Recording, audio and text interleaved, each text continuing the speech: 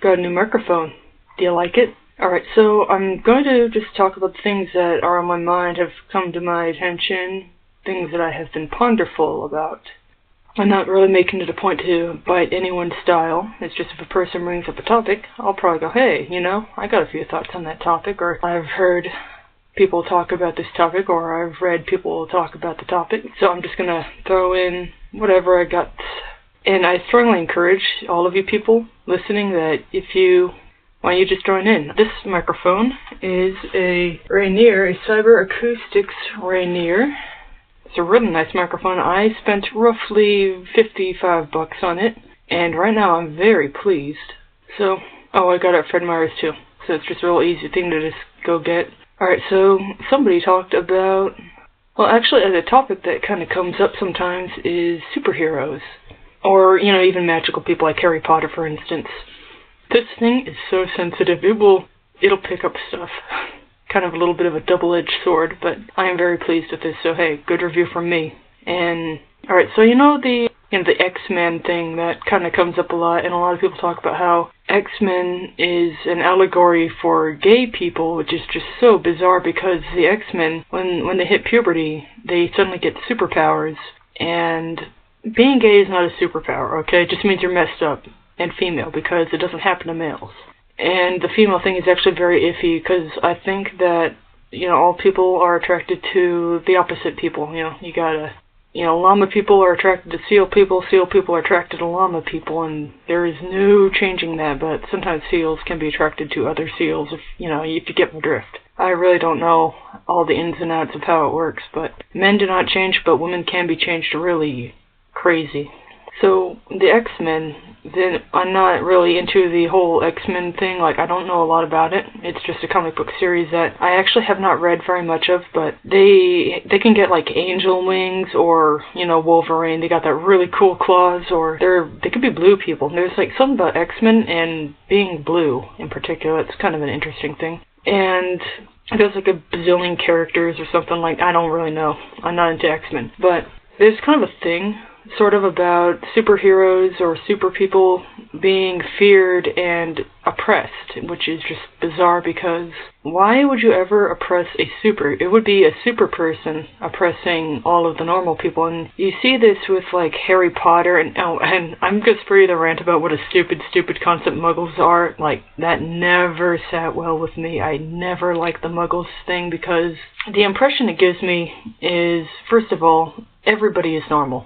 Everybody. Okay, if you're abnormal, it's not a good thing. Alright, nobody is super. Okay, just all of the super people that you might read about, this person can see 4 different colors. I'll talk about that differently. That's made up. First of all, they're all trannies, they all have duping delight, and if you try to learn more about them, you'll find nothing but dead ends and things that don't make sense, loose ends. But this whole puberty superpower thing, first of all, the trannies do not have puberty. So around the age of 14 they go on hormones and they live as the opposite sex. And it does not give them superpowers, it just makes them bald. The whole Muggles thing is J.K. Rowling did not write Harry Potter. People have pointed this out. That's just actually the face of a committee that wrote the whole series. I don't know how many people were writing the series, but it was not one person. First of all, people have pointed out that in Harry Potter, the only well-developed characters were the Martin characters, and J.K. Rowling is a castrato, and when it came to writing castrati characters, they would just draw a blank. They'd just go, no. Let's just write about the Martins, okay? Just forget the castrati. I'm not the one who have noticed that. In The Incredibles, they were discriminating against super people, and there are all these regulations against them. That kind of makes a little bit of sense. You wouldn't want super duper people to go around causing havoc with all of their super duper powers, would you?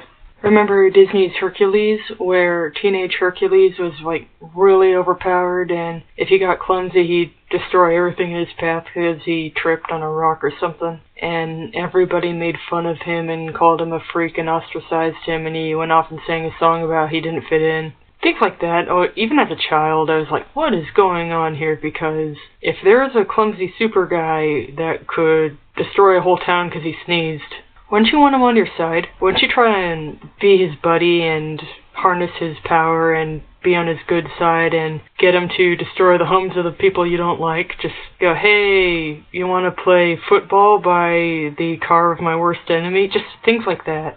You know, these poor oppressed superhero stories never made any sense, and for that matter, what's up with the superhero costumes? Like, just because a person has super strength means that they need to have a weird they need to wear with their underwear on the outside of their clothing and wear a cape and all that. I mean, I can kind of get why you wouldn't want to be hassled if you're a super person and everyone's like, oh, super person, quick, come do a thing for me. Hey, super guy, can you do this? Can you do that? Also, can you imagine what super people would do to construction companies? Like, if contractors are going to tear down an old building, imagine what the superhero guy would just do to their business.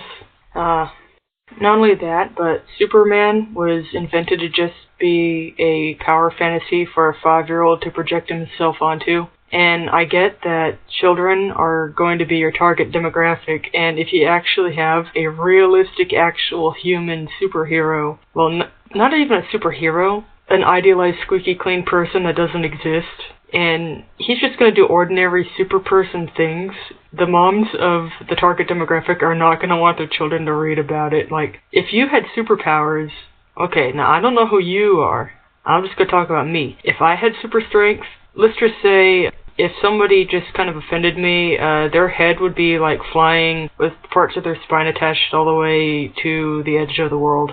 Like, I would exploit the hell out of it if I had superhero powers. They would just be pure chaos. Like, I'd have a list a mile long of everybody that I was going to have a little talking to, and by talk, I mean just, like, grab them and bash their brains out against the brick wall. Like, okay, I'm not a hero, okay? I'm just me. I'm just an angry little person, and I don't know who you people are, but I'm pretty sure that you are all people, and if a person goes, oh, well, I'd be the most upstanding, fine citizen in the world, and I'd be the best person, like, no, you're a liar.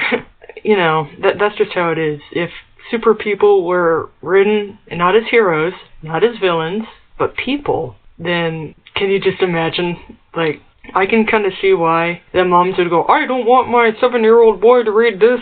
And also, you know, I'm not going to pretend to know what moms think. Everyone's different, and I understand everyone's reasoning, or I can understand why different people would believe the things and they do.